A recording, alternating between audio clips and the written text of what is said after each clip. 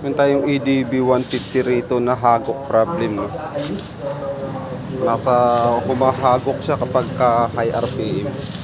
Check natin dito sa sensor natin, sa diagnostic tools natin. Ayan yung TPS sa voltage. Ayan natin yung reading.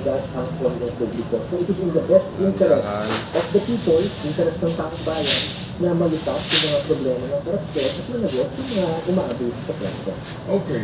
Atin naman din na pagdating ng sagad, kita mo mabalik siya sa 1. Itong statement ng Presidente at sagad na yun, sa mga pagdinig, hindi nakasama yung Quadcom dito lang sa Good Government Committee na ito. Binigla din natin kasi sa high RPM siya nawala. Wala. Yung effort ng mga kongresista dito sa pagbusising sa pagkakasanda ito. And then, may mga nagsasabi na sa mga miyembro ng komite na angle niya, so, nung una, bago itong statement ng Pangulong makabagsak din ang 26 sa 12 yung TPS angle niya. Ganun din yung TPS voltage niya. Bago pa kayo, tsaka yung bayan. Yan, nasa 3.64, 80. Na hindi nahihingi ang T4, malamang idaan ito 411, o biglang babagsak ng 1, pati yung TPS angle niya 12, nasa ayan, 65, di ba? Tapos pagka isagad mo, bumabagsak ng 13, 12, 1 naman yung TPS niya. Sabihin, damage na talaga yung TPS sensor niya.